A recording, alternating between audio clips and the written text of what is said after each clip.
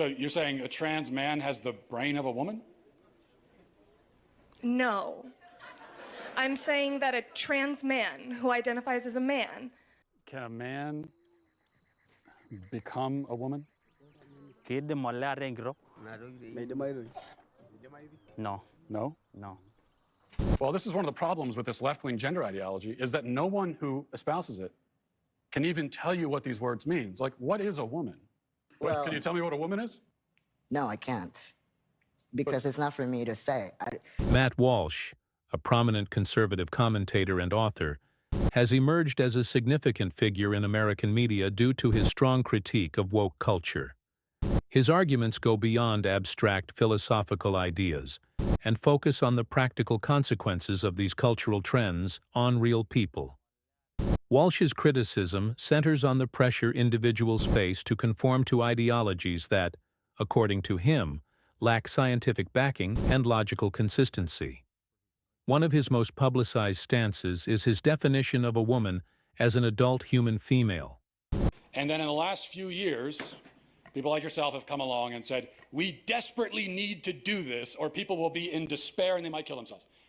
So you are making a claim that contradicts common sense, science, biology, also the entire experience of the whole history of the human race. This assertion is a key component of his argument that gender is a biological fact rooted in objective realities, not a social construct that can be individually interpreted.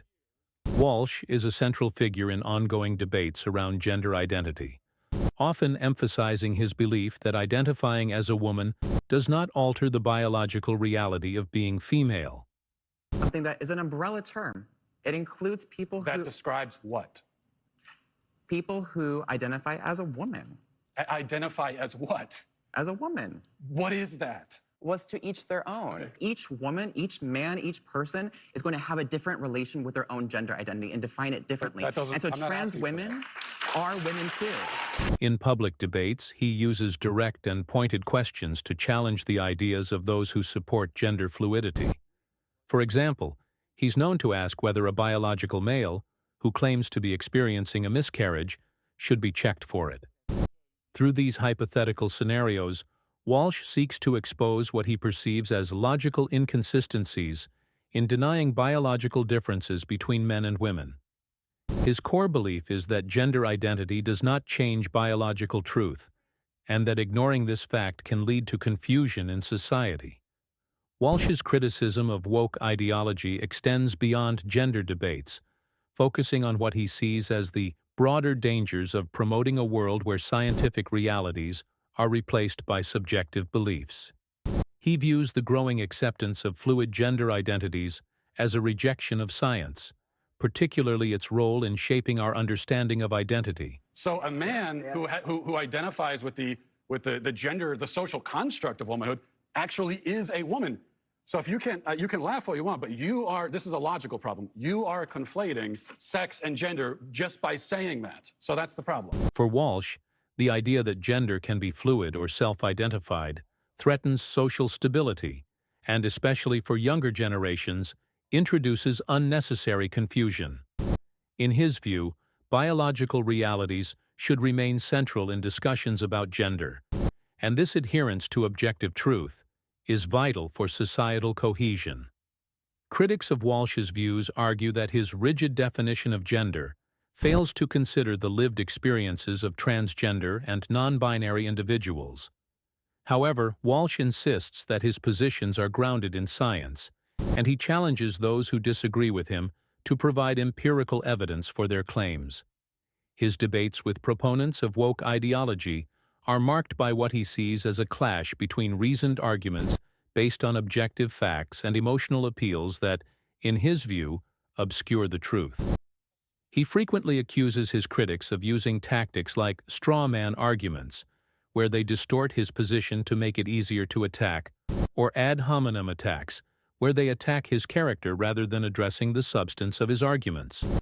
For Walsh, one of the most concerning aspects of woke culture is its tendency to promote dogmatic assertions without a factual basis. He argues that many of the ideas espoused within woke ideology, such as gender fluidity, non-binary identities, and intersectionality, lack empirical evidence. In his opinion, these concepts are more akin to belief systems than scientifically grounded theories.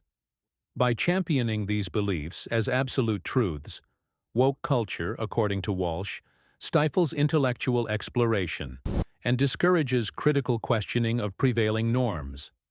He contends that this environment ultimately hampers innovation and progress, and advocates for a return to a focus on objective realities in order to foster a society that values intellectual and scientific integrity. One of the most contentious issues that Walsh addresses is the participation of transgender athletes in women's sports. Walsh takes a firm stance against allowing biological males to compete in women's sports, arguing that the physical advantages resulting from male puberty, such as greater muscle mass and bone density, cannot be fully mitigated by hormone therapy. This creates, in his view, an unfair advantage for transgender women, which undermines the integrity of women's athletic competitions. His position has put him at odds with many within the sports industry, who advocate for the inclusion of transgender athletes based on gender identity. Walsh, however, argues that prioritizing inclusivity over fairness could ultimately diminish the achievements of female athletes and disrupt the competitive nature of women's sports. Alongside his stance on gender and sports, Walsh also addresses the issue of medical interventions for transgender minors, such as puberty blockers and hormone therapy. He raises concerns about the potential harms of these treatments, particularly for young people who may not fully understand the long-term consequences of their decisions. Walsh argues that, given the lack of comprehensive long-term studies on the effects of such treatments, it is premature to endorse them for minors who are still developing.